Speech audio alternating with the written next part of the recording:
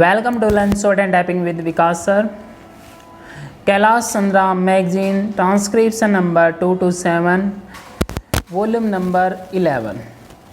A select passage for test by railway recruitment boards. 840 words at the rate 100 word per minute plus typing. Be ready? 5 seconds. Start.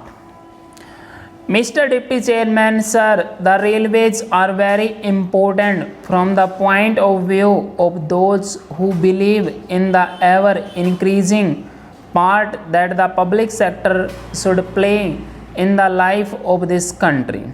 The Railway Minister, to the efficiency of whose administration I wish to pay a tribute, says that the railways have a dual role to play. Well, Mr. Deputy Chairman, I would say that greater importance should be placed to their character as a public utility service. I do not say that no importance should be placed to their commercial utility side, but greater importance should be placed to their public utility service.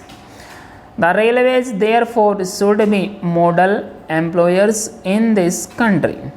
They should set the pattern for employers in this country, and that is the pattern that should be followed by the private sector also.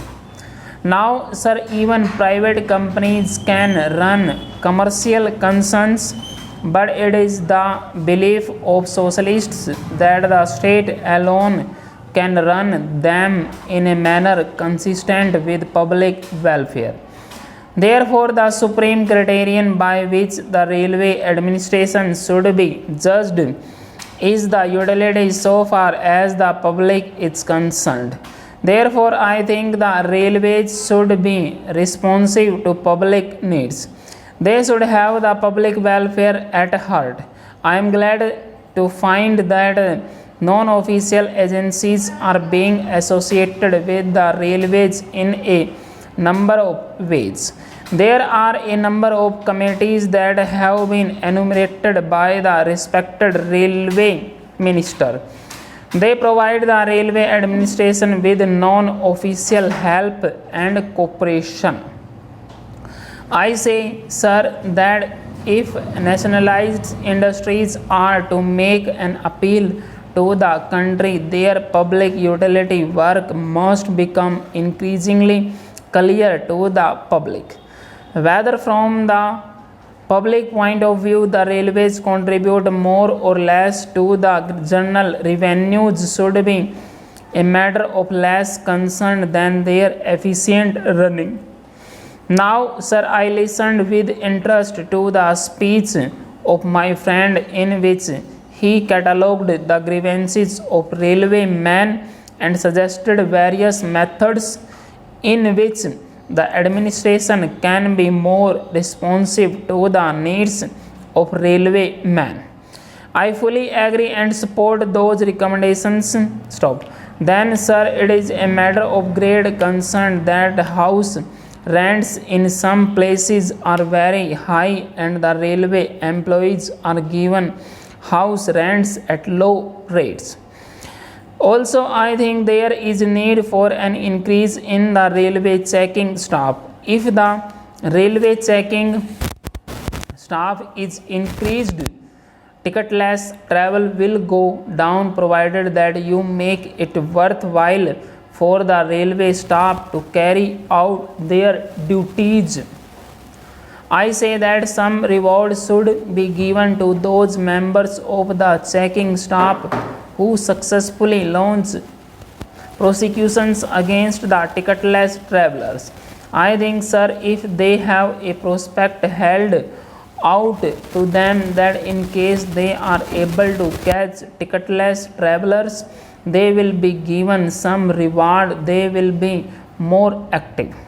Then, sir, there is no room for self-complacency so far as our second-class travelling facilities are concerned. I gratefully recognize that the railway minister is doing his best, but I think that this can be improved and should be improved. There should be more Janta trains for second class passengers. I find, sir, that there is going to be a provision for more fans for first class passengers.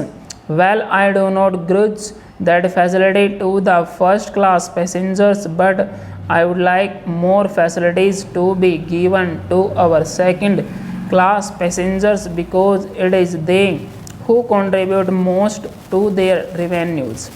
It is heart-rending to see our overcrowded trains, and we anticipate that there will be an increase in our railway traffic. As a matter of fact, I think that when our women get fully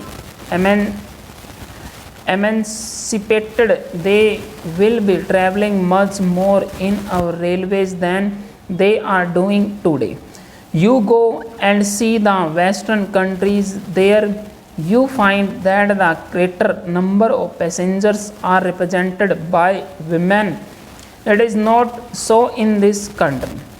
I would say one or two words about catering in our railways. I am not one of those who wish to be very critical of catering.